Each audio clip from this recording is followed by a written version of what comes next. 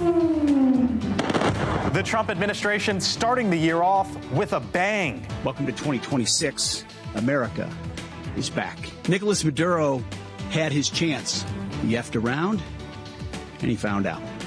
The now former leader of Venezuela and his wife captured by American forces in the middle of the night. Descended into Maduro's compound and moved with speed, precision, and discipline. We assessed that we had maintained totally the element of surprise. Maduro and his wife will soon face the full might of American justice. But questions remain. What happens next in Venezuela and beyond? We're going to make sure that that country is run properly. We're not doing this in vain. We're not afraid of boots on the ground if we have to have. With us today, the chairman of the House Intelligence Committee, already briefed on this covert operation, Congressman Rick Crawford. Plus, with talks of possible boots on the ground, the ranking member on the House Armed Services Committee, Adam Smith, joins us as well. And with Nicolás Maduro waking up today in a New York jail, when will he start to face justice? The Hill Sunday starts right now.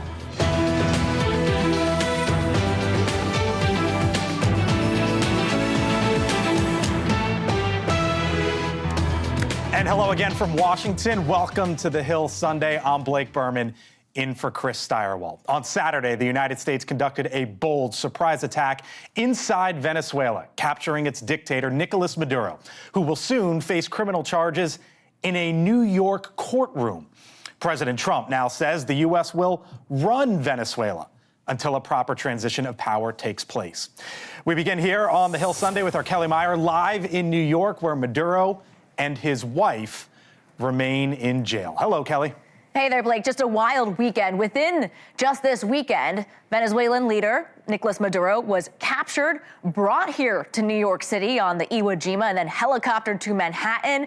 And now he is expected to appear in a New York City court as early as tomorrow. He is set to appear there and is expected to be arraigned in the Southern District of New York in Manhattan. And these are some of the charges he and his wife, who were both captured in that surprise moment in the early hours Saturday as the president carried out those strikes in Venezuela and moved to capture the Venezuelan leader. He is expected to be charged with narcoterrorism, conspiracy, cocaine importation conspiracy, and weapons offenses. And during his perp walk, he wished everyone a happy new year yesterday. He's being held at the Metropolitan Detention Center in Brooklyn. He will be among 1,000 or so inmates there. And some of the famous names folks at home might recognize: Luigi Mangione, still there, Diddy, R. Kelly, Michael Cohen, Ghislaine Maxwell, and El Chapo. So those are some of the names that he is going to be in history books with, essentially. And we are going to watch to see what happens in the next 24 hours or so. Obviously, all eyes here on New York City, but also as I head back to Washington with you there for tomorrow as President Trump returns, many questions remain around how exactly the U.S. is going to run the government in Venezuela, especially with the vice president there reportedly being sworn in as president. She still believes that Maduro is president, and the U.S. hopes to come in there. We don't know what that looks like, Blake. Lots of questions. We'll get to them through the hour. Kelly Meyer for us in New York. Kelly, thank you. Thanks.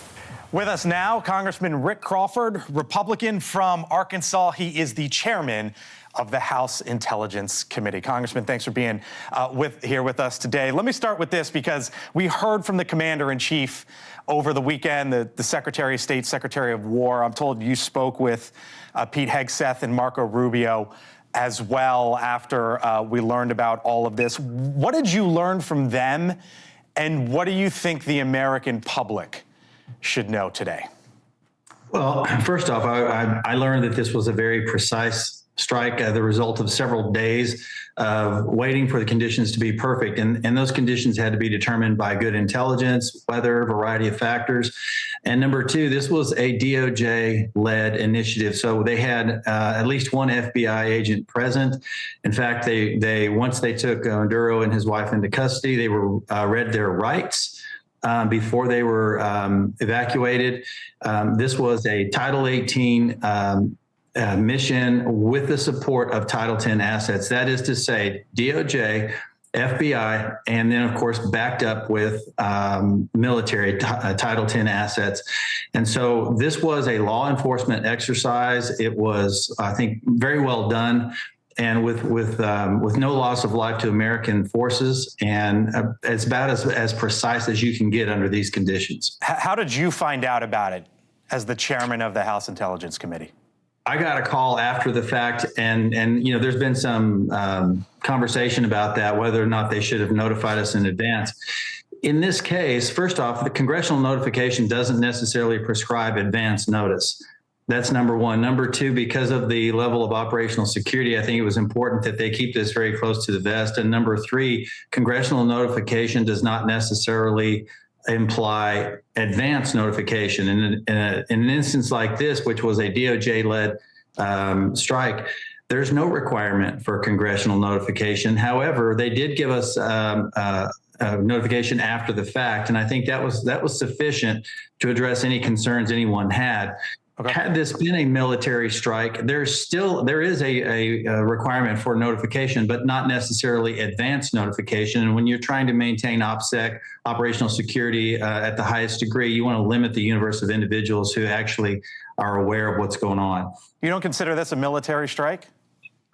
Well, I don't. Under the authorities of DOJ, obviously, in this context, they needed the assistance of the military to be able to execute that warrant and take these suspects into custody. But let's, be clear about this. I mean, you're going into hostile territory, obviously. But this guy Maduro, I think there are a lot of folks getting wrapped around the axle about, taking a president. And there's been some characterizations of that. And the reality is he's not the president. This is a guy who stole the election, seized power. Everybody knows it. Even the EU recognizes that. Joe Biden recognized that he was not a legitimate president. And President Trump is really the only one that's had really the backbone to say, we're going to make this change, because this guy is under indictment in U.S. court in the Southern District of New York, along with his wife. People didn't realize that she was under sealed in grand jury indictment as well. And so they've got both of those in custody. There's probably others that still need to be taken into custody, but we'll see what happens there. But for the time being, these are two high value targets that were brought to justice by our law enforcement with the assistance of the U.S. military. All right, so let's look forward here. Here was the commander-in-chief Saturday afternoon about potential boots on the ground and the future of Venezuela. Well, they always say boots on the ground. Oh, so we're not afraid of boots on the ground if we have to have. We had boots on the ground last night at a very high level, actually. We're not afraid of it. We don't mind saying it, but we're going to make sure that that country is run properly. All right, so let's deconstruct that two ways and start with the end there. We're going to make sure that the country is run properly. Who's running Venezuela now, as you understand it, and is the U.S. involved? Well, that's a problem because the vice president, Maduro's vice president, has indicated that he is the legitimate president. That's problematic for us because he's obviously not. There's 2 election cycles now that he has unlawfully retained power, and yet this vice president is making the statement that he needs to be reinstated, that he's the legitimate president. That's not accurate. So that can be a problem for us. What we also have to be careful about is that we don't leave a power vacuum that is filled by bad actors. What we don't want to see is that the vice president there is surrounded by potentially Russian assets that are supporting her, or any other nation that might be supporting her that might create problems for us. So what should the potential boots on the ground presence with American forces potentially look like? What are you comfortable with? Well, look, I know that we've used this term boots on the ground, and from a standpoint of kinetic strikes, you saw with the assistance of the U.S. military a precision strike that required very minimal footprint. Are we going to commit troops large scale? If this had been about that, they would have been a considerably larger scale preparation of the battlefield, and that's not what took place here. So I don't think there is any desire for a large scale boots on the ground, quote unquote, operation. I do think that there's going to continue to be a U.S. presence, particularly I think in the CARICOM region, where we see the carrier strike group present, and that may be enough of a message to anybody in the Maduro orbit to say, maybe we don't want to run the risk of trying to fill that void. The president also suggested that we might need a presence there to protect the oil infrastructure. Would that not mean American troops there inside Venezuela? Yeah, I'm not sure exactly what the end state is there, but yes, there is, obviously some American interest there. We're going to continue to press American interest as it applies to sanctioned vessels and sanctioned oil. And so when you have that conversation, you're talking about American companies that really have to be recompensated, if you will, for some of the lost oil that they've had out of there. But I'm not sure exactly what the next step is from a diplomatic standpoint in terms of how that country is governed. But I do think that the United States will wield significant influence in that effort. All right. So on the diplomatic front, and what could potentially come next, President Trump continued to use some harsh language toward Venezuela. He's talked about possible land strikes on drug facilities, on Colombia, potentially there, land strikes in the future. And then the Secretary of State, Marco Rubio, was also asked about Cuba. Here was the president and the Secretary of State, and then I want to pick it up with you. He has cocaine mills. He has factories where he makes cocaine. And yeah, I think I stick by my first statement. He's making cocaine. They're sending it into the United States. So he does have to watch his. One of the biggest problems the Venezuelans have is they have to declare independence from Cuba. They tried to basically colonize it from a security standpoint. So, yeah, look, if I lived in Havana and I was in the government, I'd be concerned, at least a little bit. How widespread, Chairman, does this potentially become in the region? Is maybe Colombia next, maybe the downfall of communism in Cuba? Well, I mean, the downfall of communism in Cuba has been coming for a long time. I mean, Cuba is Exhibit A of why the warm collectivism of socialist governments doesn't work, as Mamdani suggested the other day. Cuba is Exhibit A in the failed experiment of communism.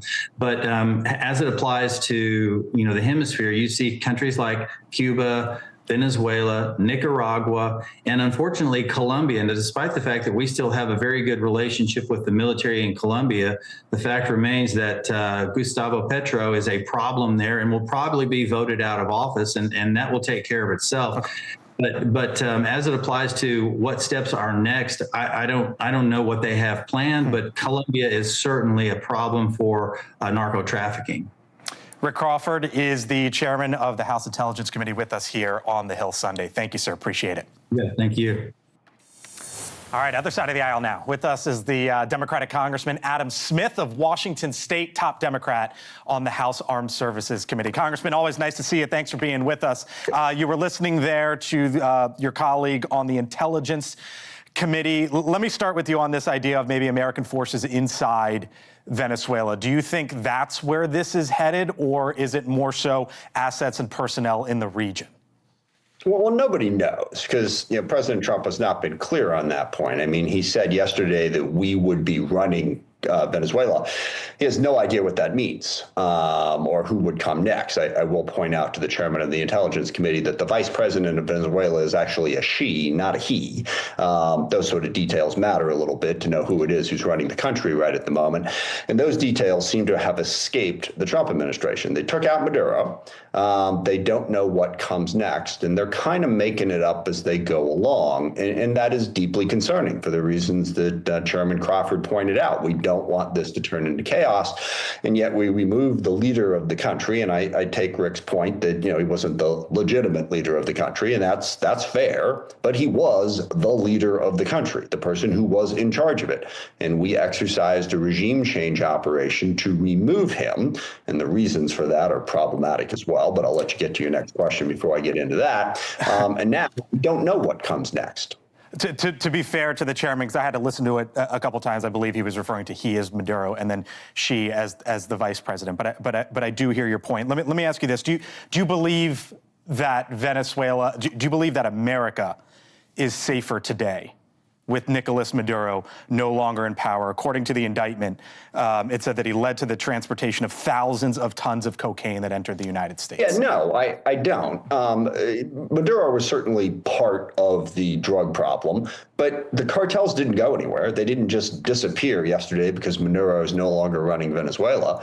I don't think it fundamentally changed drug trafficking in America at all. Certainly, when you pardon a convicted drug dealer like the former president of Honduras, that sends a message that all you got to do is cut a deal with Trump. And look, let's also focus on the why here. All right. Now they're talking about, oh, he's a drug dealer, he's not a legitimate president, blah, blah, blah. But President Trump actually sort of has been the most honest.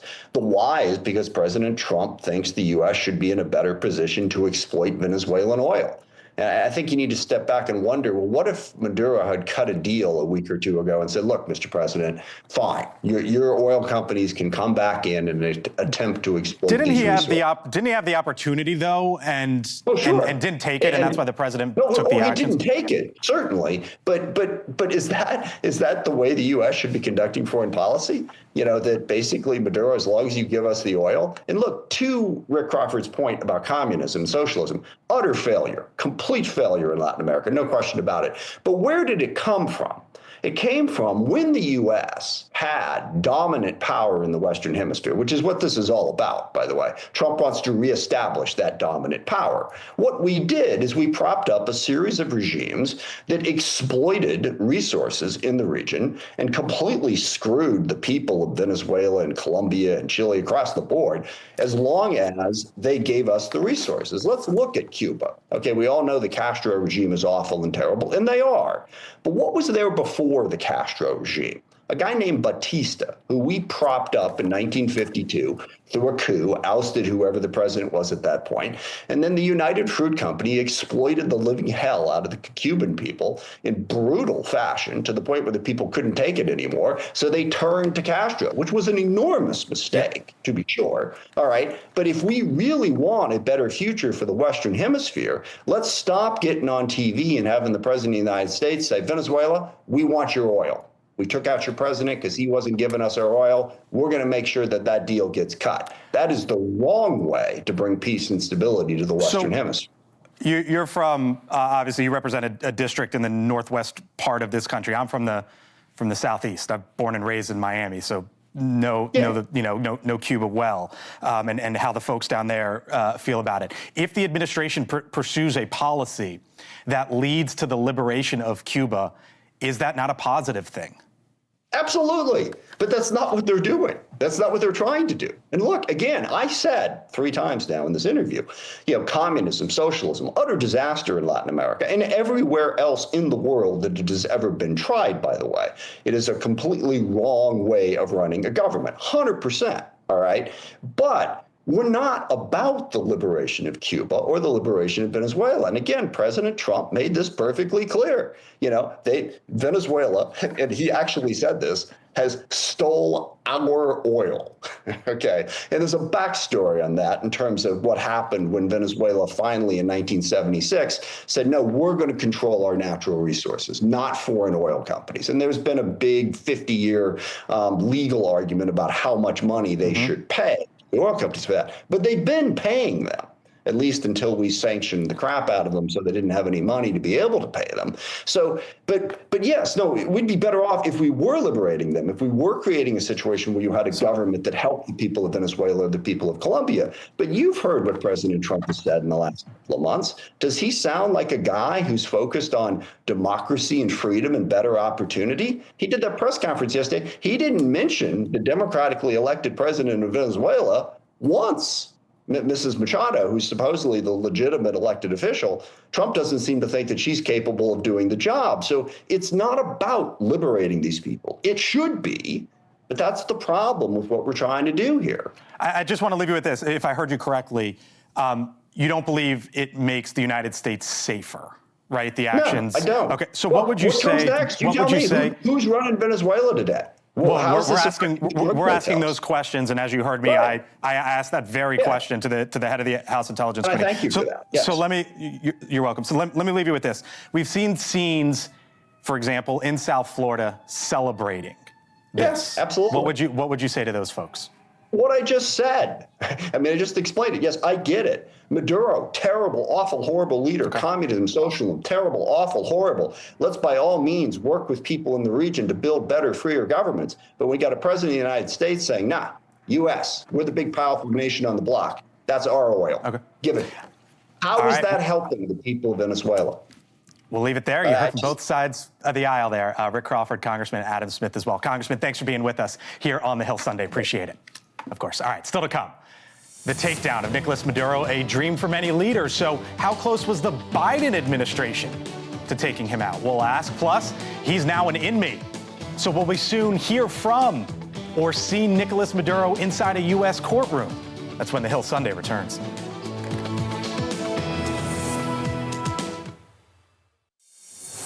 All right, so celebration and joy in parts of South Florida yesterday after the U.S. captured the now former Venezuelan dictator Nicolás Maduro. But after President Trump announced that the U.S. would be running the country, questions, of course, persist about what that might look like and how that could work.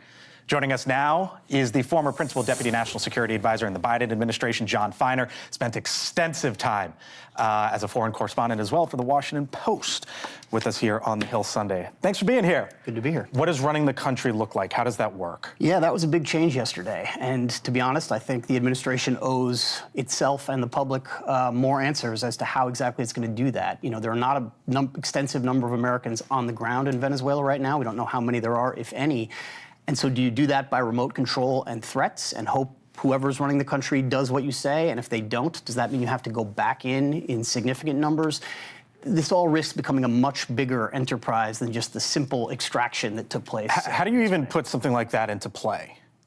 Yeah, I mean, look, if you were planning something like this, you would imagine months and months of preparation that involved significant numbers of potentially U.S. forces, potentially U.S. Civilians who would help the ministries stand up basic services for the Venezuelan people. You want this country not to be a failed state, if only for the very simple, sort of cynical reason that the biggest source of migration to the U.S. southern border in recent years has been from Venezuela. And if things really start to fall apart, there is a real risk that millions more people could be back on the road and headed towards the United States, which I know this administration doesn't want. So I hope they've thought through all these things. You didn't get much of an indication of the plan in the press conference yesterday. So another factor here is oil. Yeah.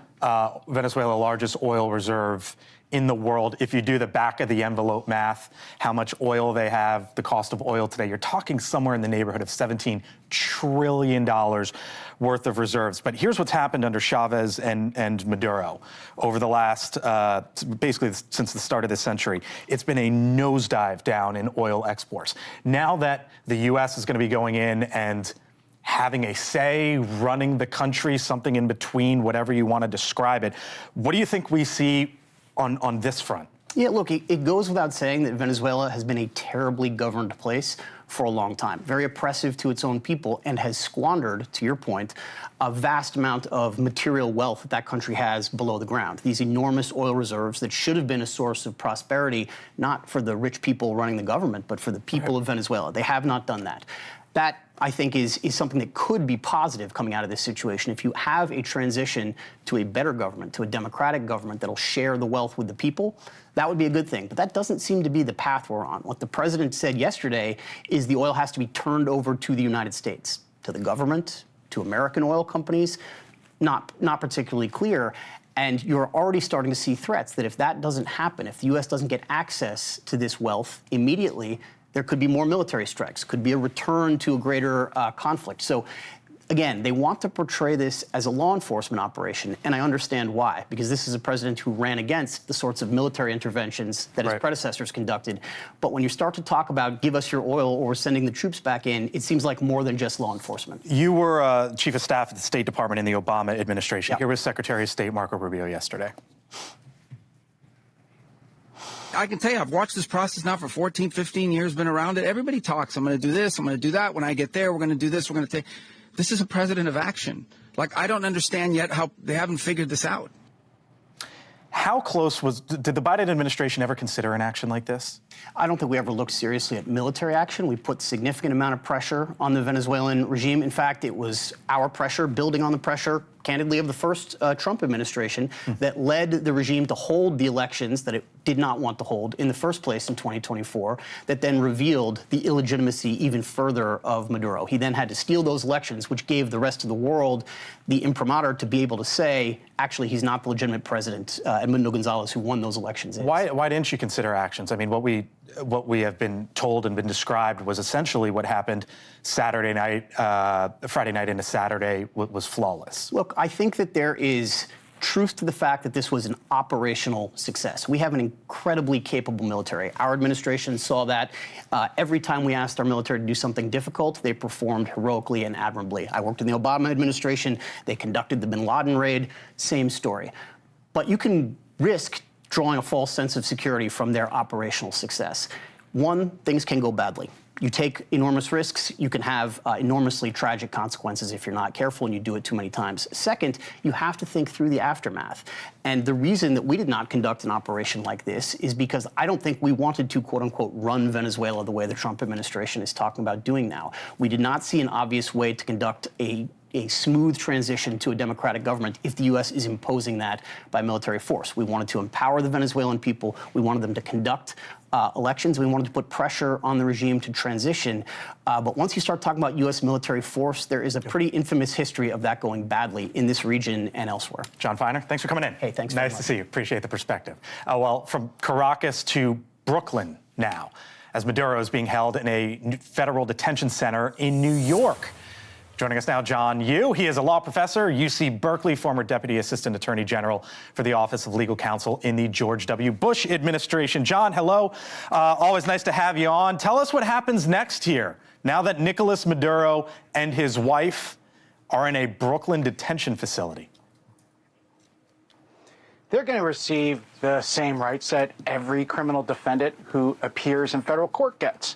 The interesting thing that makes this different, and we saw already all of this happened before, back in 1989, when the United States went into Panama and did almost exactly the same thing, snatched Manuel Noriega, the military leader of Panama, who we also charged with drug trafficking, brought him back for trial. Maduro's lawyers are going to have the same rights as every criminal defendant to put on a defense, demand that he was read his Miranda rights, which I understand he was, pick a jury, have a trial in federal court, and then they're going to make all kinds of unusual claims that criminal defendants generally don't make, because he was also the head of state and also was somebody who was grabbed by the military. But I want to say, we went through all this in 1989, and eventually the trial judge and the appeals courts rejected all of those claims and treated Noriega like they're going to treat Maduro just like another criminal defendant in federal court. What's the significance? We had Rick Crawford, chairman of the House Intelligence Committee, on earlier. He said that there was a DOJ agent that was present, that Nicolás Maduro had his rights read. The significance of that and happening on foreign soil. It's a great question. There's two important issues. One is the Justice Department wanted to make sure that even though it's a military operation, he's read his Miranda warnings immediately, just in case Maduro decides to waive them, just in case Maduro wants to start talking and explaining things that might be used as evidence against him. Another thing is, even though it's a foreign country, all the ways he's treated once he comes into U.S. custody could be used in any kind of trial. So having the Justice Department there is important only insofar as the Trump administration intends to try him. Now, the interesting thing is, as we saw back in the Panama operation, Maduro is going to say, hey, I'm a head of state. You're at war with my country. I can't be tried. I should just be a POW under the Geneva Conventions. In the end, the federal courts rejected all of those arguments and said, no, you're also somebody that the government can charge like any normal drug trafficker. Now, that doesn't mean he's automatically guilty. He's going to have his fair day in court. I have to say, a much fairer day than Maduro provided to many Venezuelans in his own country. He's going to have his fair day in court and put on a defense and challenge the evidence against him. Fair. So there was, and President Trump was asked about this on Saturday, the former Honduran president, Juan Orlando Hernandez, who President Trump pardoned. The case against Nicolás Maduro is he ran the government, oversaw tons of cocaine flowing into the United States, which is exactly what the former Honduran leader was convicted of in a U.S. courtroom and charges brought by the United States federal government. Nancy Pelosi called it entirely hypocritical. She said the administration says Maduro will be tried for drug trafficking in a U.S. court, but Hernandez was convicted of the same crime by an American jury, and Trump pardoned him. Here was the president asked about this on Saturday. If you have some drug dealers in your country and you're the president, you don't necessarily put the president in jail for 45 years. That was a Biden-inspired witch hunt. That was the president from last month, but he basically said, made the similar case. Who's got it right here, John? Nancy Pelosi or President Trump? Blake, I think it's entirely fair to criticize the administration for being inconsistent on the way it's carrying out anti-drug strategy. I don't think, in reality, the Venezuela operation is really about drug trafficking, and I don't think it's really about law enforcement. It's just law enforcement is one of the tools that's being used here, just like in Panama, to engage in regime change against a hostile country that has been a locus for terrorism and a base for our opponents from around the world, like China, Iran, and Russia. And what I think is really going on is that the United States wants to replace the Maduro regime with a democratically elected regime led by Gonzalez and Machado. And the drug trafficking tools and the law enforcement tools are one of the things that the United States can use to try to engineer that kind of regime change. But I think it's fair to say, look, this is not really about drug trafficking, because otherwise you've pardoned, right, one drug trafficker, the head of Honduras, while you're throwing another one, the head of Venezuela, in jail. John Yoo, appreciate the perspective, legal insights as well. John, thank you. Still much more ahead here on the Hill Sunday. Best in the Business panel, other side of the break, what they're hearing from lawmakers after this surprise attack when the Hill Sunday returns. All right, welcome back here to the Hill Sunday. Joining us now, Best in the Business panel of journalists, Hannah Brandt, NewsNation's Washington correspondent, Tia Mitchell, Washington bureau chief for the Atlanta Journal-Constitution, and Ian Swanson is the managing editor for The Hill. Hello to you all. Hey. Happy New Year, friends. Happy New Year, Blake. I mean, the way it started off, my gosh, Congress is going to return to town, Ian. And look, I said this on air yesterday. Of the 535 members of Congress, I could probably write the statements for about 500 of them. Yeah. You know where the Democrats are coming. You know where the Republicans are coming. But then the briefings are going to happen, and I wonder what, if anything, changes. I'm not sure a lot will, Blake, partly for the reason that you just stated. We're in a divided country. Democrats are going to be interested in attacking this, partly because they're attacking Trump, and we're getting ready for the midterms. Right. The guest you had on earlier really showed how this is going to play out to a great degree, I think. One thing that was interesting, however, on the GOP side is there's going to be some caution with this. When Trump was talking about boots on the ground yesterday, I think that probably sent a chill down the spines of a lot of people in MAGA and a lot of people that aren't in MAGA, because not everybody's crazy about having some kind of a long-term commitment in Venezuela of U.S. troops. Now, the president didn't say that was going to happen. The president has offered very few details about that. But I was interested in the House Intelligence Committee chairman's somewhat cautious approach to some of this today. And I think a lot of Republicans are going to follow that. They're going to offer support for Trump, but they're also going to say, you know, let's see how this moves forward. Let's not jump in with both feet on everything in terms of having boots on the ground. Here was the president asked about how, to Ian's point, how this is America first. Well, I think it is, because we want to surround ourselves with good neighbors. We want to surround ourselves with stability. We want to surround ourselves with energy. We have tremendous energy in that country. It's very important that we protect it.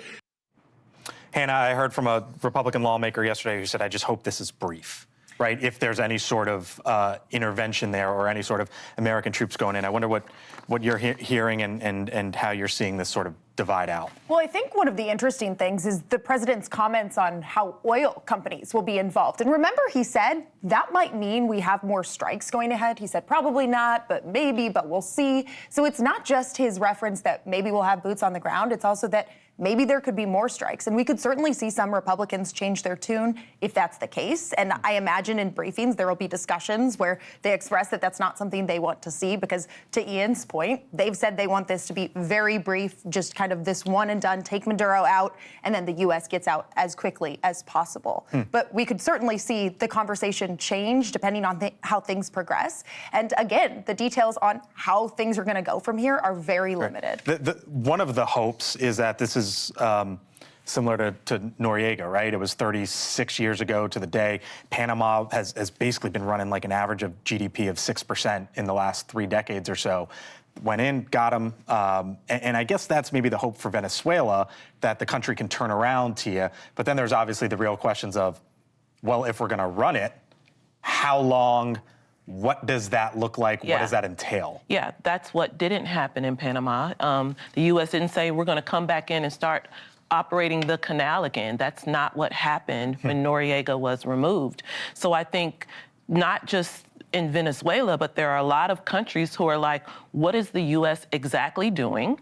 What is the true desired outcome? Because it's starting to sound like it's about the oil that runs underneath the country of Venezuela. These are not like, barrels of oil that were stolen from America that are hiding out in a bunker and we have to go get. These are natural resources flowing underneath a foreign country that our leader is saying our country is entitled to. Well, there were, business, there were licenses and all of that was involved. But again, of the oil that flows underneath Venezuela, I just think we need to be sober-minded about the differences when we talk about what happened in the past versus what could be happening now. And again, it goes back to our leader did not spend a lot of time building a case for what happened. It just happened, and now people have a lot of questions about why it happened and what is going to happen next. And to that point, the messaging has changed. It started about Maduro, right? And it started about drugs, and then now it's about the oil, or at least the messaging from the Trump administration that we're seeing is sort of turning that way. Or is it about more? The one soundbite that has stood out to me through all of this, I look to the Floridians because they've been dealing with this for decades. Here was Rick Scott on 60 Minutes toward the end of last year. What do you think removing Maduro would signal to other socialist regimes in the area? It'll be the end of Cuba. America is going to take care of the Southern Hemisphere, and we're going to make sure that there's freedom and democracy. Marco Rubio, Secretary of State, Ian, said today that the Cuban government has a, quote, huge problem, and they are in a lot of trouble. Is that next? It certainly could be. I mean, not like an intervention, but sort of the liberation of Cuba and how the administration plays that out. I mean, a couple thoughts. I think Venezuela is about more than one reason, and I actually think they've been making the case for quite a while since the administration took office. I mean, we've been dealing with the boat campaign, the boat strikes campaign as a major issue since September. So this has been top of the fold. Cuba is a part of this, too. Marco Rubio's fingerprints have been all over this. It's long been seen as if you take out Maduro, that's going to put more pressure on the Cuban regime. I think it's entirely possible, I'm not predicting it. Right, okay. I'm just saying it's possible you could see some kind of a change in Cuba between now and the end of Trump's first term. Let's remember that President Trump is really clear. He wants to be a historic president in a lot of different ways. That would be a big way to be an historic president. And as you know, once you get to the back end of a presidency, you think of legacy. And not that the president's at the back end, but he's every day gets closer. Stick around. Thank you all. Still to come. Other side, a healthcare gut check. Congress just hours away from returning for a new year. So will they strike a deal to stop premiums from rising? And are we on the verge of another shutdown? Folks who know when the Hill Sunday returns.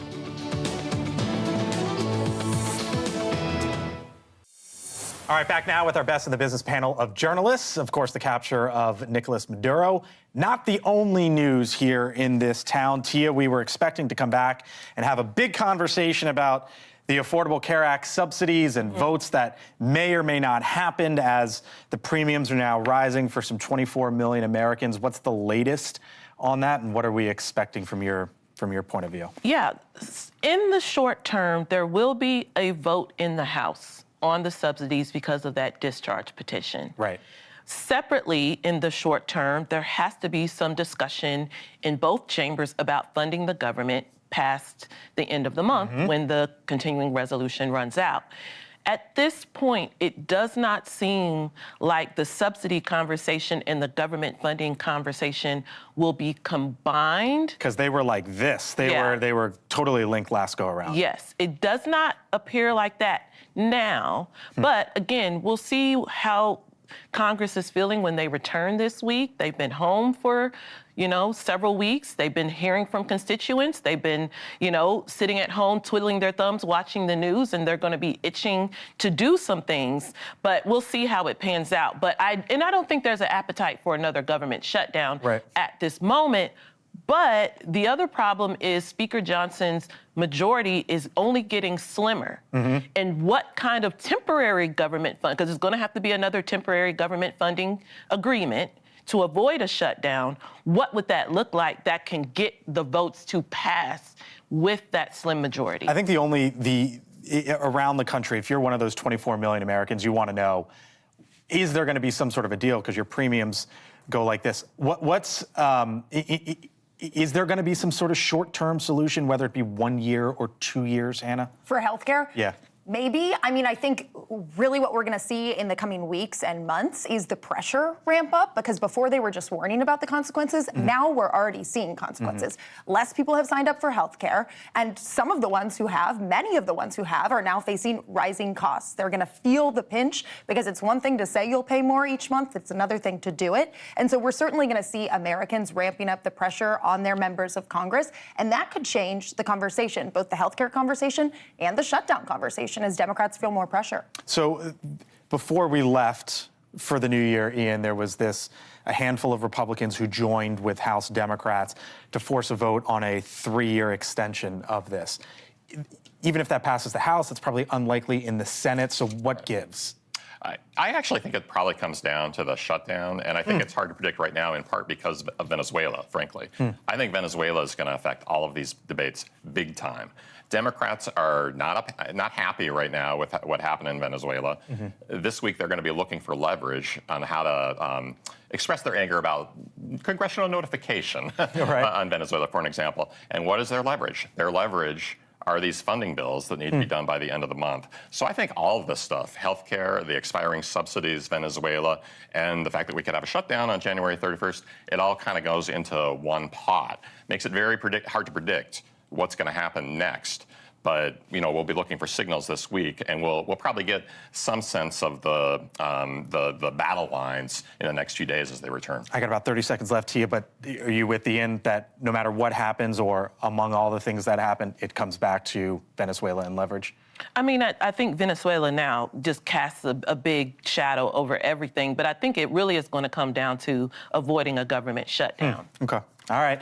I got to leave it there. Hannah, Tia, Ian, Happy New Year. 4 days in, 361 to go. Thank you all. Appreciate it. Still to come, a covert operation leads to an unlikely hero. Your almanac is next.